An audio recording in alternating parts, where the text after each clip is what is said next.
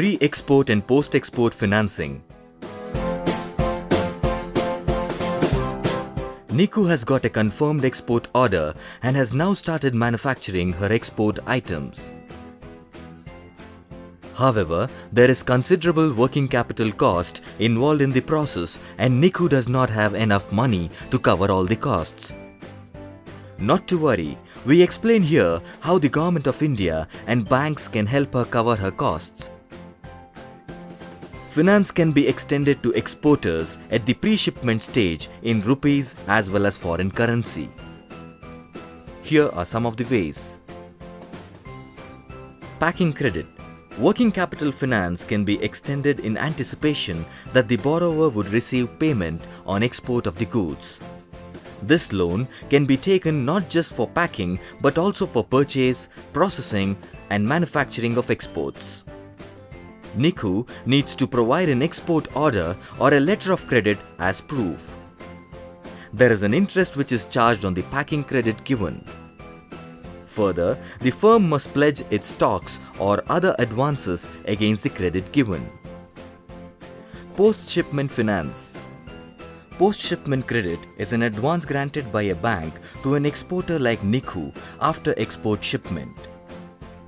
It is always given against a proof of shipment of exports like the export declaration forms prescribed by the RBI. The advance is till the date of realization of the export proceeds. Advance against duty drawback. Duty drawback is a refund of duties like GST paid on inputs in the manufacture of export goods to the exporter. Banks can grant advances to exporters against their entitlements of duty drawback. The period of such advances is up to 90 days. Shipping bill copies containing the EGM number needs to be produced to the banks for such advances. Advance against scrips.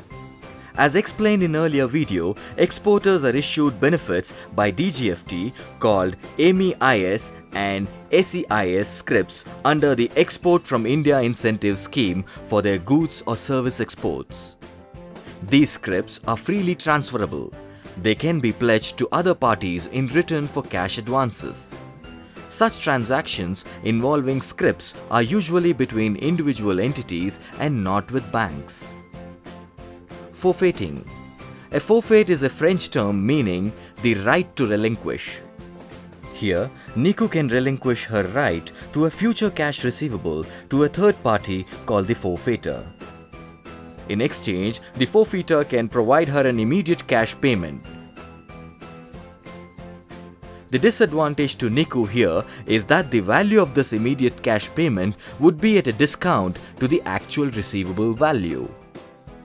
The advantage here is that any risks and responsibilities for collecting the debt are passed on to the forfeiter. Before forfeiting, Niku should go through the specific RBI circulars on forfeiting and ensure compliance. Factoring. Factoring is similar to forfeiting in concept. It differs from forfeiting in details as follows. Firstly, factoring is done on trade receivables of short maturities. Unlike forfeiting, in factoring, the buyer has legal recourse in case of non-payment and the entire risk and responsibilities are not transferred.